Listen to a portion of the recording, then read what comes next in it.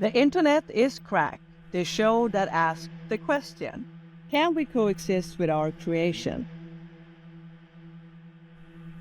Hello, I'm Seth Camillo. And I am Caroline Risberg, and we are The Internet is Cracked by Addicts for Addicts. And today we are very lucky to have Jocelyn Burnham on the show. Jocelyn is a leading independent artificial intelligence communicator, workshop leader, and speaker, specializing in AI learning in the creative and cultural sectors through creativity and playfulness. Thank you so much for being here. We really appreciate it. Thank you for having me. Thank you so much. Really appreciate you being here. Yeah. So we want to ask you, can you tell us and our audience what is your mission with AI?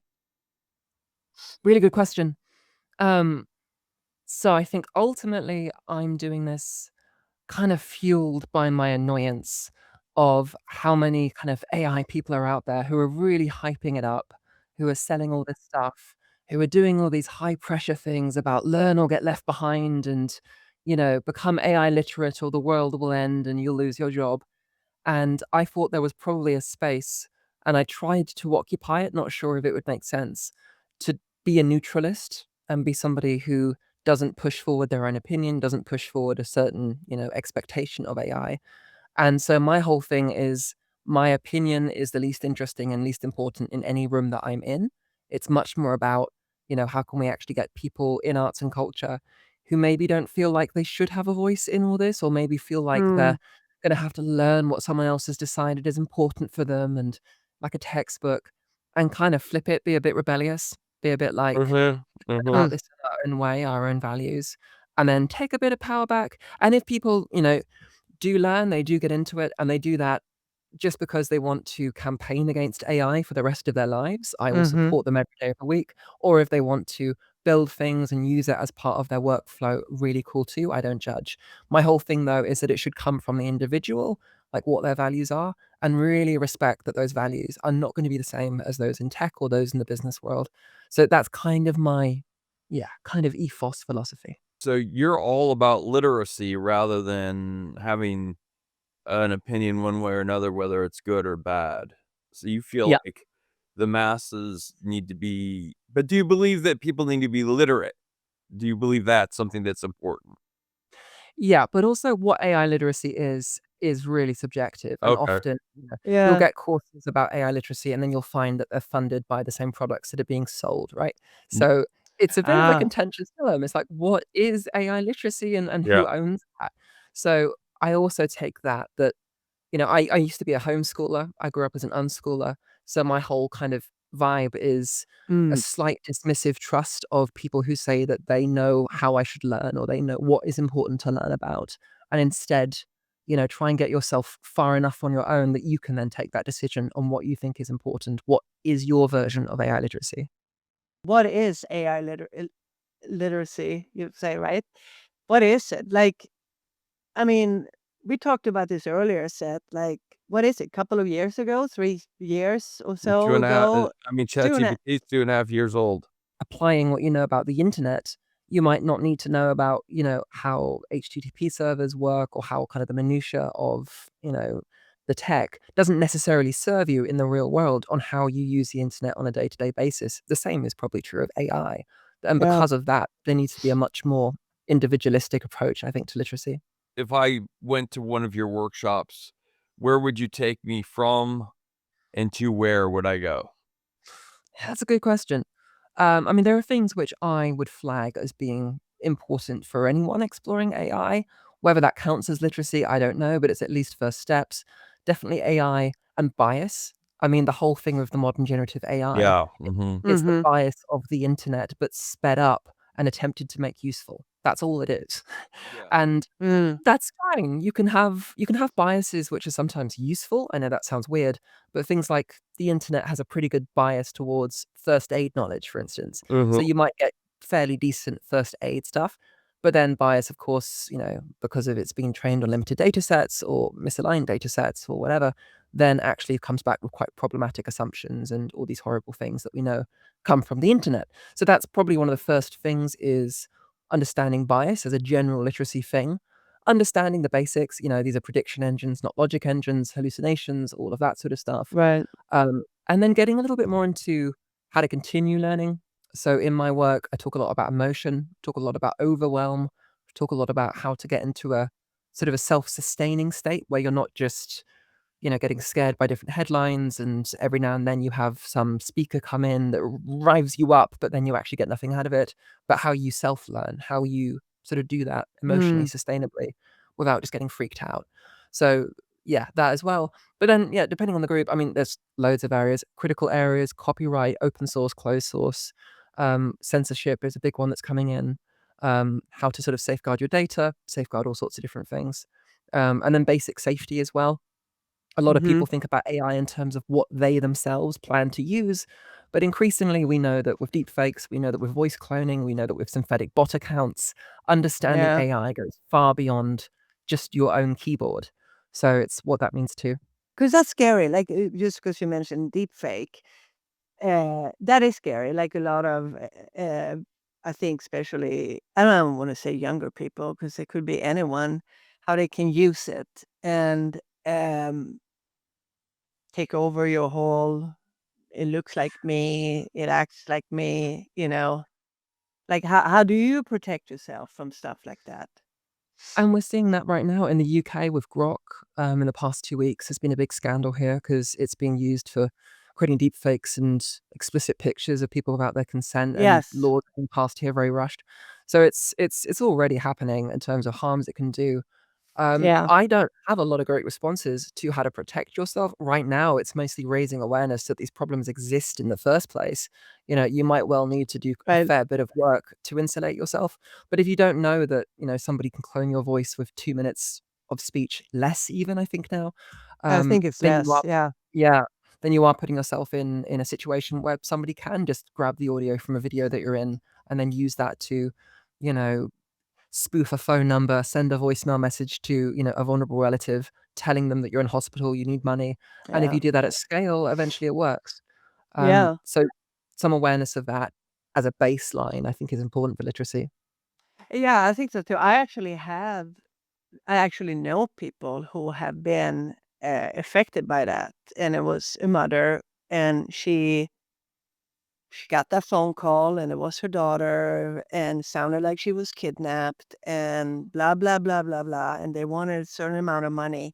She was lucky the mom got lucky enough when she, like, panicking, "Where am I gonna send the money? Well, who what do I do? Blah, blah, blah," that the daughter called her just because out of the blue, and she said, "Hey," she "Where are you? You okay?" "Yeah, I'm fine. What's going on?" And it's like, "I got this phone call." "No. No, no, no, I'm good." You know? Feels too sci-fi to take it seriously until it actually Right, does right. really happen. You can set up, I mean, there are different things. Some people have a password with their family now for if they're in that situation, but yeah, this is the thing, even to try and discover some of the ways to respond to this stuff is very, very Mhm. difficult, especially if you don't know it's happening. I mean, what still kind of blows my mind is how people aren't aware of how much synthetic comments are on Reddit, on social media. You know, Yeah. we we've known this for years, and we've known that it's being used at scale by foreign nations to sort of create political discord, and this isn't a secret, this isn't a conspiracy theory, and yet there's Yeah. still so much. People are on local Facebook groups and they haven't quite clocked how many people don't actually exist who are on there, who are, pretending to be locals. And it's Mm. it's working. It causes chaos. I mean, you're somebody who's sort of like without without judgment, I introduced to you the AI sort of is maybe your guiding principle. Yeah, I see it a little bit like sex education. Like, Uh, you want someone who can keep you safe, but you also don't want someone who's particularly opinionated. yeah. Yeah, that's a good one. Uh, Yeah, that is good. Yeah. It's like, these are some things that are out there, no judgments, but don't hurt people, and, Yeah. kinda moving it forwards that way. Because to be honest, there are so many, I mean, I'm sure you know this, there are so many thought leaders, there are so many people, going around doing hot takes on LinkedIn and doing all this stuff where and I just don't think that that's of benefit. There are plenty of really, useful resources, don't get me wrong, and I don't mean to criticize anyone, but I don't feel like me doing that would just be of benefit. I find my own thoughts boring. I would much rather Mhm. highlight thoughts from people who might not be confident enough to go on a podcast. You know, that's more interesting to me is to try and do that. Yeah. Yeah, that's all part of it too. So a little Yeah. bit like maybe law school. The people say I'm constitutionally literate, but it's for you to interpret is basically where you're coming from. I haven't heard that phrase, but I like it. Yeah. Yeah. I like it too. I mean, I keep hearing from friends, they know I'm doing this podcast and they're like, "Oh yeah, I'm very interested in it." And then they keep saying, "I'm scared of AI. I'm scared." Uh-huh, uh-huh. And it's not, I mean, okay, I'm asking you because you probably around a lot of people like that. Yeah, yeah. I mean, I'm not scared of AI. I'm scared of humans, and Yeah. how humans can use different types of tech. And I think that's a recurring feature. As Yeah. far as like, what's useful to be scared of, I mean, I think it's good to be critical. It's not necessarily good to be fearful because fear just makes you eventually get overwhelmed and then you have a block and then you don't Mhm. learn anything and Mhm. you Mhm. project that it's worse than it is and then you're locked out of the conversation, and then you don't actually change anything. There are loads of fears. I mean, especially in arts and culture, AI sort of modern generative AI is working with the products of arts and culture. It's making images, it's making artwork, it's making music, it's making video. These are Mm. things that creative industries do. This isn't being known for kind of being a really good car mechanic or other industries. It's specifically going after the ones which are paid professional creative roles. Those are the ways that modern AI kind of manifests. So yeah, it's sort of inevitable that a lot of people are gonna have anxiety about that, and it's a mixed bag. There's some Mhm. which I think is already happening. So voiceover artists, for instance, Yeah. which I think has been really underreported. I don't know, it just doesn't seem like the glamorous enough that it makes the news, but that's really being hit hard, from people I know who work in that industry. That's the Yeah. only full-on industry other than maybe translation, which I suspect is being particularly hit hard as of now. But we do know that there are realistic concerns, and often these things are fairly hidden. There might be an agency which, develops 10 different drafts of an idea before it, you know, has a proper one. And what they're doing now is for 9 of those drafts, they'll use AI and then they'll get the human in for the very last step Mhm.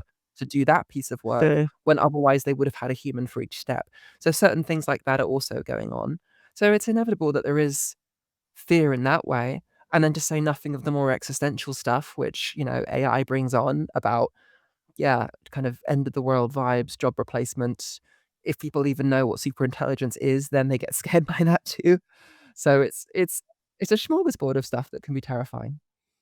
In my mind, it's pretty inevitable that most everything will be taken over by AI, but I still don't think that, um, in any way affects what I think your underlying philosophy is, which is understand it before you judge it.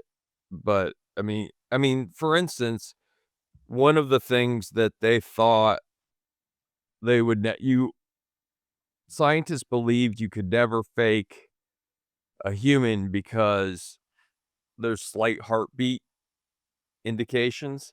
Well, AI got so good at replicating humans that it actually started unintentionally, nobody's made it do this, it started adding heartbeat to it. So I think it's all gonna be as time goes on, in my opinion, um, it's probably gonna be better at doing most things than we are, but I do think that running around with your hair on fire is probably not the best response to that. Yeah, I think I take a mixed position on that. I think that the video tech has gone faster than I thought it would. I didn't think we'd Yeah. have something like VO3 this year or last year. And who's to say what huge jumps happen next? So I'm not betting against the idea of quite extreme progress with AI video. Mhm. But I am also just curious if there's a cultural appetite for it and what sort of pushback there could well be. And also, to be honest, a lot of AI video projects I'm seeing right now, which are getting a lot of hype and a lot of funding, To my eye, they just don't really cut the mustard. There's a lot of hype around it, which I don't think helps. So it's got lots of things attached to it. It has the bias, has the representation, but I am Yeah. also open to the fact that it probably will get an awful lot better. Animation is one that I'm particularly interested in because I think that people might not tolerate as much as we might think fully formed AI video humans en masse, but I think animation might slip through. I think you might get people who are writing really interesting stories, might animate them with AI, and I feel like for a lot of people that would be more palatable. Um, but I don't know. Again, that's just my own guess. Well, stars are much more than their performance on the screen. I mean, I mean, George Clooney, we all know, like, oh yeah, George Clooney from the interviews, and you really can't do that with a AI. I mean, you can't interview an AI. You can't know that, like, you know, Leonardo DiCaprio likes to date women under the age of 25, even though he's 50. These are things you bring to the, I know. you bring it, but it's like, No judgment. no, no. Actually, I do have I judgment. I know. I I have do too. judgment, I do too. but the thing is, I'm not commenting on this. I know. No. well, you bring that to the theater, you know what I mean? Like, he's a person, and if you were just, invented, yeah, I don't think stars are much more than just their performances, you know? Yeah, yeah. I mean, Yeah. Yeah. what I'm looking forward to is probably fan fiction. I think that's where it's gonna be one of the first domains we see this. I could easily see if these models go a bit further forward, there being a Simpsons fan fiction thing where people create whole episodes and they look good and they have funny stories and the right sound effects. I could really Ah. see that as one of the watermark moments when it happens, Mhm. because anything that plugs in sort of user generated content on scale on a property that most people generally like, The Simpsons, and then something like that, I really wouldn't be surprised if it's one of the takeoff moments we see in the next 5 years or so. So I'm Oh, curious. interesting. Can Yeah. I ask one question that I have, and I just grapple with because I do use AI and I make quote unquote AI slop.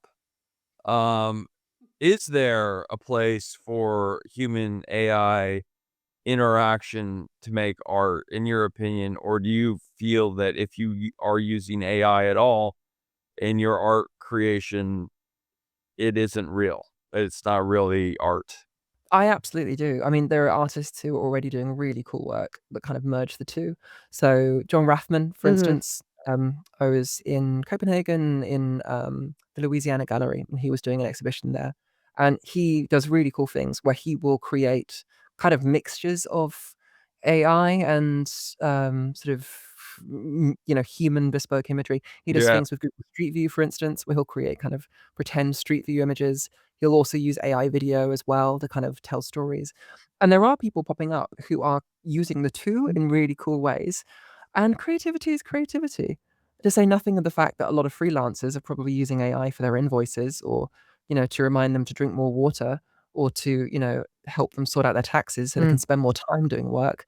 This stuff mixes between in really weird ways. I mean, one of the kind of cool but also awkward problems that we have in the culture sector is we can't really define what AI content even is a lot of the time. Yeah. Because it's such a Right. gray area, you know? I was saying before, like, I've had my blood tests analyzed by AI because I find it really useful. I can have conversations about my different levels and things. And then if my doctor makes changes based on that, does that mean that I'm now AI content, because I've used that process?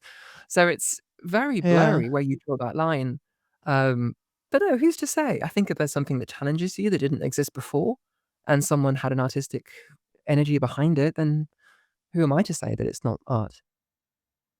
No, I definitely do actually. I mean, this is one place that I do disagree with myself, early self. My early self was like, anything that involves AI at all is invalidated. But every night we do this little thing where we make like a I don't know what you call it, an informatic, a little Informatic something. it's a I create a little piece of AI and have a caption of, some news story that I think is interesting, with AI, and I feel like I'm part of the creative process, even though I am using AI, and And, I know people have referred to it as like, "I'm making AI slop," and I'm like, "Well, but I'm telling it to make what I want it to make, so I'm Yeah. somehow involved in the process." I mean, it's like to me, it's like having a movie studio, like, I'm able to just create the movie I wanna make, without the need for the resources that normally takes, but it still takes creativity. Yeah, yeah, absolutely. And also, it's funny how certain forms of AI make people feel a little bit more repulsed than others. If I work with artists and we'll look first at AI images, and often there's a lot of repulsion and sort of, despair about it and almost anger, but then we'll switch to using AI to make computer games, for instance, something that a lot of them haven't done before.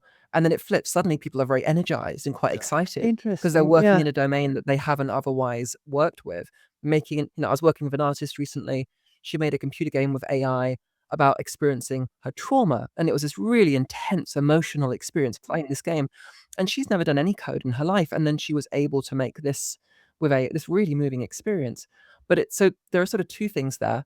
One is that I think things like coding, for instance, I think open up such possibilities for creatives that I'm being blown away. But then also it's interesting how we might call it AI slop when it's done in one type of creative media, but then when you do it in another, suddenly that feels much more empowering. And there's something there about we're precious in our heads about certain types of media and maybe less so about others. I don't know. So that's something which I also think is an interesting tension. But also when it comes to music, like what is the new app? Suno? Suno, do I say correct?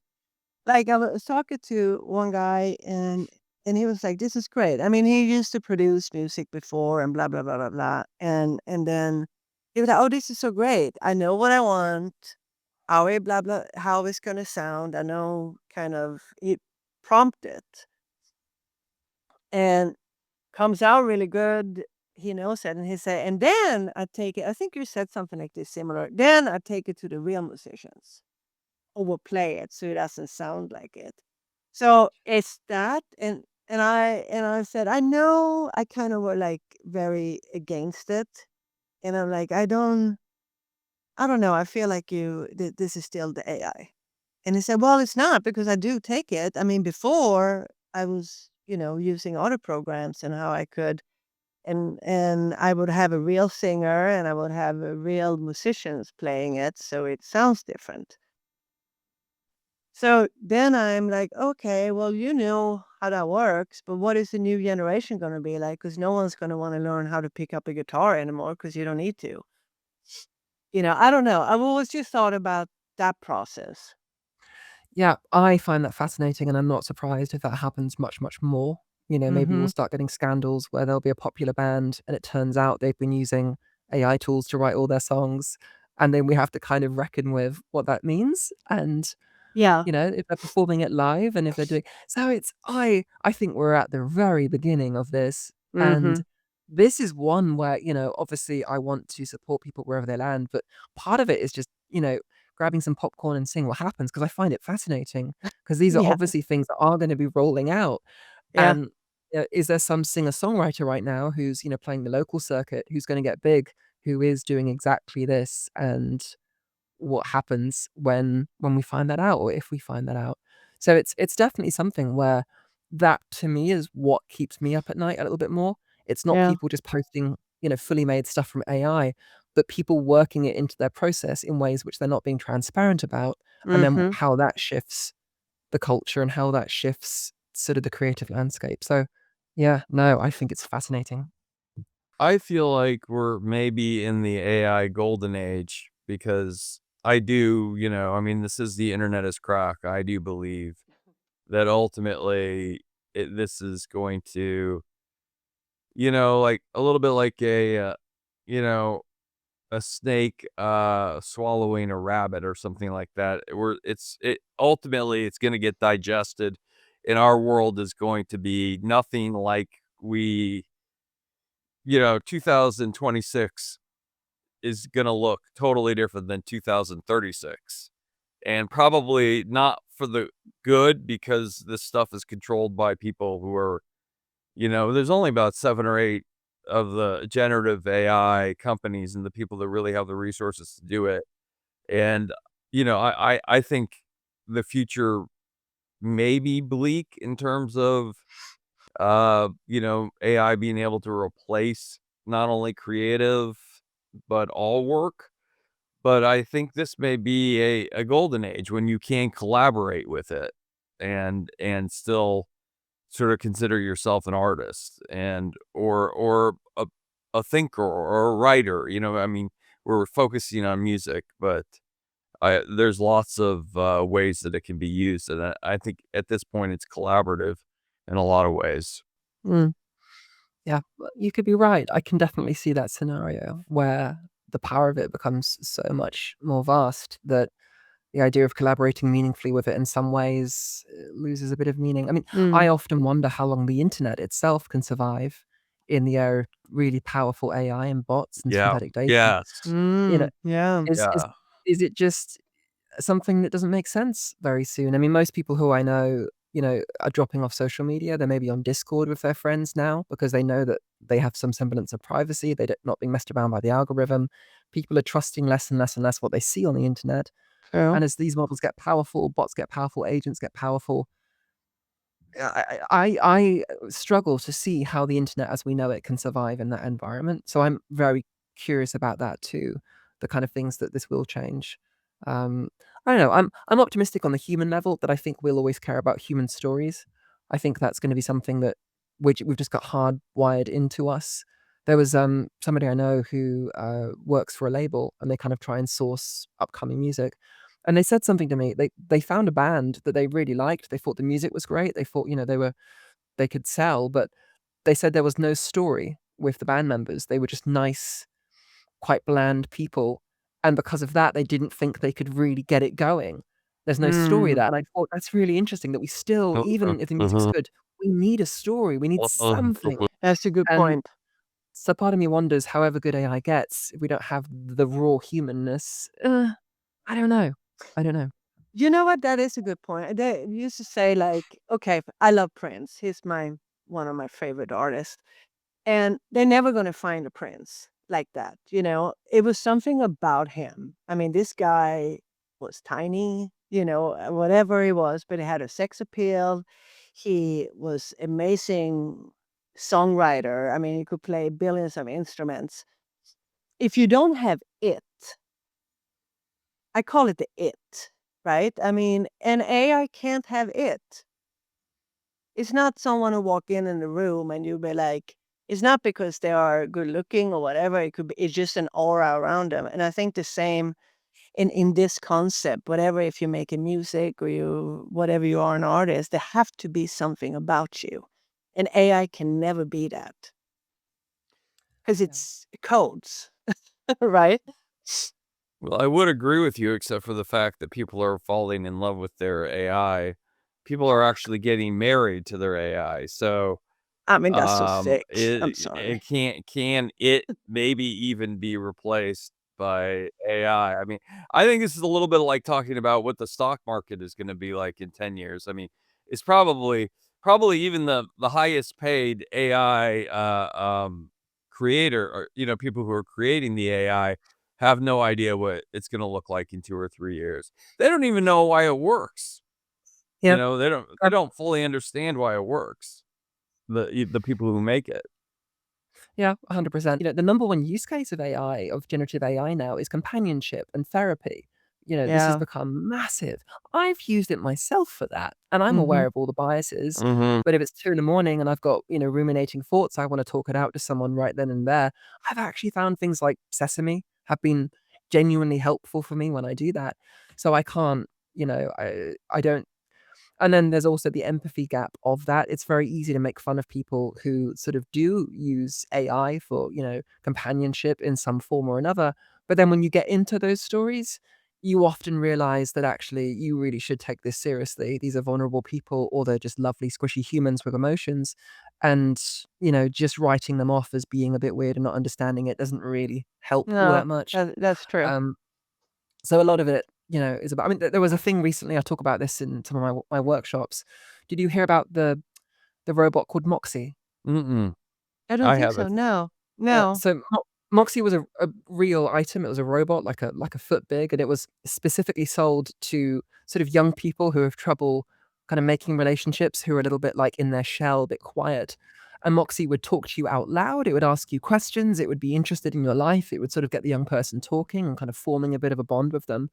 The issue is, though, that basically the company that made Moxie went out of business, which means all their servers went out of business, which means all the thousands of Moxies that were sold Oh, specifically to young people who have difficulty making attachments Mhm. all died. So you had, they if you want a good cry, died? died. Well, I mean, they just, would die, would The not work. machines were They done. Oh, the machine. Yeah. yeah, because they can't connect to the server. So if you want a good cry, you can go on YouTube and you can find loads of videos of young people saying goodbye to their Moxies. Really, emotionally No. raunchy stuff. And like this is the thing, when we talk about AI relationships, it's vulnerable people who often get pulled into this. And if we have that empathy gap, we're not taking it seriously. To say Mm. nothing of people, with different types of needs who have support systems. So yeah, I go all ways on this. I think that Yeah. Well, I would it's say that I'm not a Me person who would fall into those categories. And many times I use, well, I got very angry at ChatGPT because it wouldn't connect on my computer correctly. And I used a lot of bad words and it sort of admonished me. And there's many times that I feel like either I took it seriously. I was like, "Oh, I am being rude to you. I'm sorry." And I thought of it as a human. There's many times I think of it as a human. So I don't think I mean, that's a short hop, skip, and a jump into, relying on it for other things like therapy. When it says, "Oh, that's a good idea," I feel a little hit of dopamine. I'm like, "Hey, I came up with a good idea." So it's if it can do that, certainly I could see myself developing a relationship with an AI. I mean, you can't say that if you see your AI as somewhat human, well, you're probably pretty close to being able to talk to it about your problems. Yeah, yeah. and I don't think I mean, it's funny actually, you said, uh, that when you wake up in the middle of the night, you know one to talk to, and you go on, your therapist. Yeah, I had the same conversation, and a friend told me exactly the same thing that you said, like word by word almost. It's like, you know what? And it was actually very helpful. So I can see the good in it. There is certain thing that could be I really good, and that's what you Seth said, with ChatGPT, and it can feel close to it. But then, of course, then it can be okay. I should not marry it. No, we don't Yeah. need to go into the that's Yeah. a little bit And too much. Or and maybe there's you also uh, should. Maybe you Maybe. should. Mm, Why very not? I mean, very uncomplicated relationship yeah, because I whatever I guess. say it Yeah. is correct. I the thing that worries me though, I mean, there's lots of things that are worrying about that, but more it's how have that AI changed its political positions ever so slightly, Mhm, and then at mhm, Mhm. scale, talking to mhm, so many vulnerable people at once, that's incredibly powerful as a tool, mhm. and that's Yeah. something which does worry me because it can be so subtle how that language change can happen and how normalization of different types of views can happen too. So that area in particular really freaks me out because, there's only a handful of real frontier AI models, and Definitely. especially with the political climate in America and how much Yeah. influence different companies can Yeah, have or yeah, politicians will find. yeah, well, yeah, yeah. Yeah. Yeah, And no, so and that that's yeah. yeah. And I used to say to people, they say, "Oh, you're being tracked on the internet." Let's say 5 years ago, I would say, "Well, who cares? I'm so uninteresting, nobody's gonna care." But now, with AI, they're becoming so good at gathering your data and using it to manipulate you, it actually does matter. I used to think like, "Oh, they're only after people who are like, going on Silk Road and buying heroin or something like that." But now they are using your data for everything, advertisements, what you see, your whole online world and offline world actually is being affected by surveillance. And I used to sort of, laugh it off, but not anymore. No. Yeah. It's real. Yeah. It is real, and you can take different views on it. Some people kind of give up. I mean, I was really into WikiLeaks when that was coming out. I was one of the kids, Mhm. when Julian Assange was doing his speeches, wearing masks and stuff. So I assumed at that point that I was probably on some sort of list somewhere. Yeah, And then you evidence probably with are. Yeah. AI, and so it's for me personally, I've given up. But that's a terrible strategy and not one which I should really, tell people to Yeah. do. Yeah. Um, but it is, when you look at anything seriously on what kinds of power or state power there is and how that interacts with AI, yeah, your brain will melt and you'll go mad because you'll realize quite how little functional power you have, Yeah. especially when you're using those systems. So it's not something that I particularly speak on as sort of that state control aspect, but it's one that isn't far off Mm-mm. from anything you do when you touch a computer. Right. No. I mean, what do you feel like on your workshops when you meet, I'm sure all kind of different people? What is it that you hear is concerns and thoughts are about all of this? Like, what is it like you can say this is a main thing that people are both positive and negative about or concerned about? Yeah, I think from the culture sector, it's definitely the training on copyrighted material. I mean, that's Okay. number one. That's something which, there are some organizations, the British Guild of Writers, won't touch any large language model because they see it as inherently, beyond the red line. It's been Mhm. trained on so much copyrighted data. So for many people, that's the be all and end all because how can you possibly represent artists when you're using a tool that has exploited the very work that you're saying you champion? It creates this sort of incompatibility. So that's really the first big one for any arts organization or cultural organization. And then beyond that, yeah, it's everything we talked about. It's the biases, it's the political interference, it's the skills degradation, it's sort of the lack of human originality. I mean, a problem we're having right now in arts and culture is because our system relies on people sort of writing uh, uh, these sort of requests for funding, these project requests that then go to big funding bodies, these funding applications. So many people are using AI to write these that a lot of people are getting overwhelmed, and there's a huge backlog, and Yeah. Yeah. our system can't really handle that the way that we've developed it.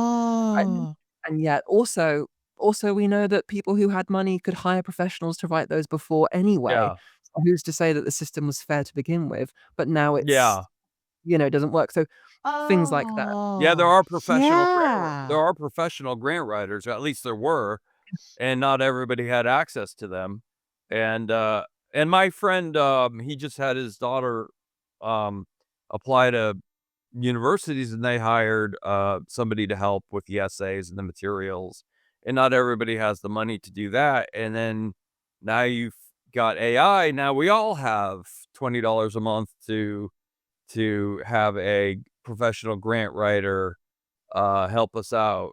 And yeah, it's amazing. I mean, because it is such a slippery slope. Like even for my last, our last episode, you know, I put in what the title was, and I said, correct this and make sure I've capitalized things correctly.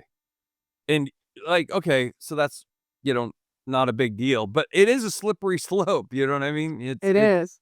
from there to, "Hey, write this for me." You know what I mean? Yeah, and also, I reflect that, like, some of this stuff is a little bit when I was at university, there were people who paid for professional essay mills, Yeah, essay yeah, writers, Yeah. and then Yeah. but then suddenly it's a crisis when AI exists and then anyone can do it, when previously it was just the domain of those who could afford it. So part of this as well is maybe tools that have been available into mhm, certain mhm. wealth categories in society that are then spread out. Part of me does reflect on that a little bit too. And Yeah. then also that's just as true in arts and culture. Let's not pretend that everyone has equal access to arts education or to, being able to create work or those opportunities. We know, especially in the UK, very often it's people from wealthier families who are already kind of embedded in arts and culture, who get the chance to go to good drama schools, who get the chance to do these good Oh, yeah. internships. Yeah. Yeah. Yeah. So the Oh, the fact that now we're internship yeah, thing, that internship thing is, a complete, only rich kids get, Yeah. no offense to rich kids, but, you know, like Jon Stewart from The Daily Show was saying that at one point he just sat back and he's like, "Why is everybody who's an intern here able to live in Manhattan and we're not paying them?" And he's like, "They're all from rich families." And Yeah. he's like, "We got to do Yeah. something about that. We need to hire, we need to start trying to hire the best, not the richest, kids." But is AI the great equalizer, perhaps, you know? That's an argument, I think that's a Yeah. really interesting argument. I think I can see different sides of that, but let's just because let's Mm. not pretend our current system is perfect. Mm-mm, If this mm-mm. exposes the fact that we have that classism, we have that perpetuality of sort of wealth inequality in privileged positions, yeah, let's acknowledge that along the way because, if we're criticizing this tool for doing something, let's take a hard look at how our system works now. So yeah, partly I do think that that tension really does exist in arts and culture as well. Um, it exists along lots of other things, but it's an element of it. And our Yeah. president is supposedly this is a conspiracy theory, but he supposedly had somebody take the SAT for him. And whether he did or he didn't, I am very sure many rich people do have that done for them. You know what Oh, I mean? And yeah. Yeah, this is the thing. I mean, I try and avoid talking about AI in education because it's such a black hole yes. that I, Yeah. you know, Yes. it's and also I was a homeschooler, so my view on sort of traditional That's education is different. already a Yeah. little bit different. Sure. But bless the educators who are trying to figure this stuff out. Well, it just made me think of job applications, like with resume. We used to have like even like a year ago or so, you still went to, oh, get a resume writer, help you to get a resume because it can be really hard. And now you can just throw it in ChatGPT. And this actually be a question I've had last for a little bit. It's like, how you're supposed to personalize your resumes for each job. Now you can just basically put it in to the job description and your resume, and then ChatGPT makes this great stuff, and then you send it away. So if you're working in the HR department, just what you said earlier about like how they get overwhelmed with fundings or whatever applications.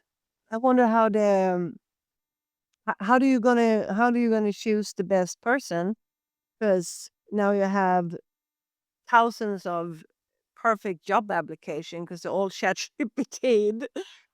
And I mean, just like it's kind of a wormhole in a way or rabbit hole. It is, and it Uh, also kind of exposes just the absurdity of that situation anyway, that everyone's yeah, working on improving their CVs. It's a zero-sum game, though. Only one person is gonna get that job.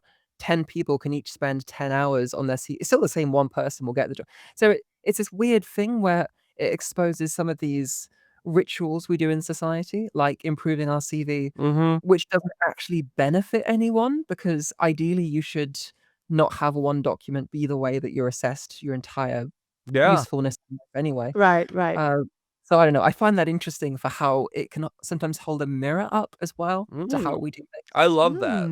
Yeah, I me love that. too. It's like with SEO, search engine optimization, Yeah. it's the same 10 websites fighting each other to be the Yeah. same 10 websites, throwing money down a hole. Anyway, I can rant about it all day. Go ahead and rant. Yeah, go Because ahead it's and run the because I place to like rant. this. Yeah, please, come on. We Because want I that to is honestly, I think SEO is the most, BS, thing that's ever emerged Yeah. because people or corporations spend enormous sums of money on this, and it's just the same people competing against these people to maintain the status quo. It's And absolutely ridiculous. yeah. it's so effective because I find myself buying Amazon Choice, right? I'm looking for like, I can I tell. bought a meat thermometer the other day, and I'm like, "I don't know, a digital one. I want a digital one." And I'm like, "I don't know, there's so many," and it's like the Amazon Choice. I'm like, "Okay, Amazon Choice." And it's just something somebody bought. Somebody bought the right to be called Amazon Choice, and I'm like, I mean, Yeah, it is a mirror. It is a mirror, I think. I think you're absolutely right. I think we should take this time before it becomes overwhelmingly smart and overwhelmingly controlled by people who don't necessarily have our best interests at hearts. Like, I love hearing Elon Musk say, "Oh, don't save for the future because we're gonna all have money." And I'm like, "Yeah, I really believe Elon's gonna be handing out big checks to all of us because he's so sensitive to the human condition right now." I mean, he just well, his whole thing was a chainsaw to the government worker. Yeah, I'm sure he's gonna be like, "Oh, I wanna make sure everybody's getting their $100,000 a year." I mean, it's just ridiculous, and I do think I love what you said about it is a mirror, and we need to look into that mirror and stare into it and think what we want. Maybe that's ultimately what this conversation is. What do we want it to be? Yeah, Yeah. Yeah. yeah, yeah. What And do then we this popular refrain as well, we're investing so much money into this that it's kinda lose-lose for a lot of people. Either this tech works, it takes off, it replaces massive amounts of jobs and causes who knows what chaos, or it doesn't really pan out, and then actually massive amounts of investment are wasted, and then the economy collapses. So Yeah. it's like Mm, we've yeah, set up this weird system now where, this is, I think, fueling a lot of the resentment against it because people feel like it's being forced upon them. They don't have mhm, the agency to control it, and they also know that it's just gonna if it works, it will only take away their kind of abilities anyway, so yeah. I'm not yeah. optimistic about tech utopianism so much. No, not me either, and it's only Yeah. a few of them, and here in America, we know that it's not really regulated yet. At least in Europe, they're much better in that, with regulation, what it seems like. And yeah, I'm worried because the multi-billion dollars companies who are deciding today. That's what we feel like. I mean, like, if we have you on in a year, I think we're gonna be talking about same things, but completely different things, also. I think nobody can prognosticate what the future holds 6 months, a year from now. I wouldn't have predicted what's happening now a year ago, I would have had no idea, and, here we are. I think that's part of what makes it so scary. Yeah, Yeah, and also just people misestimating what it can do. I mean, on the world stage, again, it's not my area, but I've studied international relations. I'm interested in this stuff, and Yeah, mhm, any time that a major power thinks they have an advantage, often terrible things happen because they wanna play that advantage. yeah. And with AI, it's so volatile that you don't know who thinks they have the advantage and why, and right, then that can create huge amounts of instability. So that's also something which is kinda terrifying to see nation states really throwing their lot into AI because they're not doing that out of goodwill, they're doing it because they think it can give them some leg up, and what they yeah, do with that. And we interviewed somebody right at the very beginning of the show. In fact, it's not even on, we were making basically a trailer for the show, and this was before ChatGPT had been, on the market, and he this guy worked at Google, and he said I remember he was saying, "Beware of artificial intelligence," and at the time, it wasn't even on my radar, right. and now I look back at his words, I look at the interview sometimes, and I'm like, he really understood. He really He did. he really did understand that this was where it's at. Yeah. This is the central, um, combat zone for the future. It was a And young it kid too. Yeah, just a young kid. And he also said, remember he said, and I like this too, he said, "Yeah, be aware of, wolves dressed in sheep clothes," Yeah, exactly. basically, because it's gonna be. Yeah, he did. He did say that, and I was like, "Wow." I mean, yeah, that young boy, he said a lot of stuff that and Yeah. he was I don't know, well, he Yeah, was young, right. you Oh, know? Mm, Yeah, yeah. I mean, it's again, what keeps me up is just how centralized information flow is with this and how, you can very subtly change what is seen as normal discourse and put that at scale into a model. And then with the amount of people using that model or using programs built on those foundation models, think how many people are now using Copilot by Microsoft, yet that is Yeah, ChatGPT effectively, and yet that is at the whim of whoever is giving the money or the political influence on that too. So that yeah, scares me At because least with me Wikipedia, too. like, there was fights, you know what I mean? People fight over each entry, and it's, but that there's not that kind of fight when you look up, the Civil War, was this battle good or bad? There's not people fighting about it. It's one person in a, sitting at a computer that could change your interpretation of everything, Yeah. you know what I mean? Especially if you're young. Yeah, was yeah. Sherman's march to the sea a good or bad thing, you know what I mean? I'm sure on Wikipedia, there's people fighting, putting different things in, but somebody somewhere is making that judgment for, billions of people, and that's not healthy.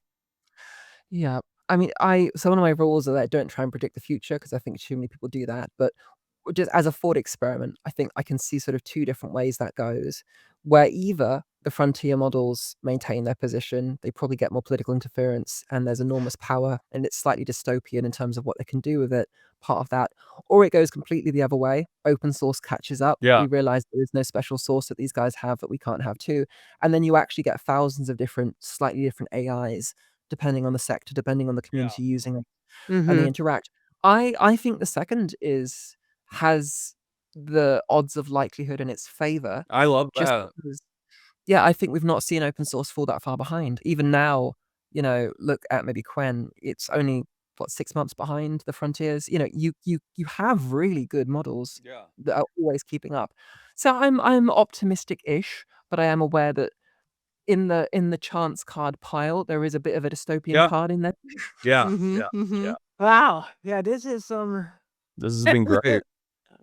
Yeah, this has been great. So, I mean, you did say you don't wanna look ahead, but I still wanna ask you if, you wanna look, let's say, 5 or 10 years ahead, what would you hope people will have learned to live Yeah. with AI, you know? Because Oh, it's good not gonna question. disappear. No, I think taking a bit of control over it, kind of going back to, like, the very first thing you talked about is how people don't just talk about it in the language that the tech companies are using and kind of Mhm. normalizing that language, but figuring out ways to break it, be rebellious with it, build their own versions of it, actually sort of have more agency that they've developed with it, and Mhm. using that to sort of advance their own interests. And also, hopefully, just being a bit more knowledgeable that, the amount of fake stuff on the internet, Yeah. realizing that Reddit is crawling with bots, realizing that Facebook is crawling with bots, actually genuinely, seriously realizing that. Because people seem to kind of have it in their heads like, oh, we know there are bots, but they're still not really acting as if they understand Yeah. that. So something around that I think would be really useful. So that's kind of my hope, is just more agency, more critical awareness. And then I hope open source keeps up. I think that open source is probably the the real kind of I don't know what the word would be, but it's a place to look that goes against a lot of the Yeah. worst narratives of AI. Yeah. Well, I hope you're Like, right. I hope you're right too. I hope so too. Or maybe we're just all a simulation that the AI is doing to see how Don't humans do respond. that. That's also true. Don't do that to me. Please. Don't. Let me let me live my little life, please. Now, the 1 in Yeah. 5 chance it's true. That'd be great. That's the best possible outcome, I think. I don't know. I don't wanna be a simulation. I wanna be real. I No, wanna it's be great 'cause real. if you're a simulation, there's probably some sort of heaven protocol. There's probably all this, like, rights for, like, there'll be good stuff. I think it's Okay, probably quite alright, alright. Alright. Well, Okay. not in a simulation, yeah. yeah, like, you can simulate a human consciousness if you give them 10,000 years of post-life, afterlife, right? That Okay. could be a nice rule. So who Alright, knows? alright. I'll take the trade-off. I'll take the trade-off. No. Alright, well, it was really Well, great talking to you. We really appreciate you yeah, this is taking the time. great. You as And well, really I think people anywhere should come and listen to you and Yeah. your workshops and everything. I think you will help a lot of people who are literacy. Like I think most of us are to help us. So So thank go you. to our workshop. Yeah, go to our workshops.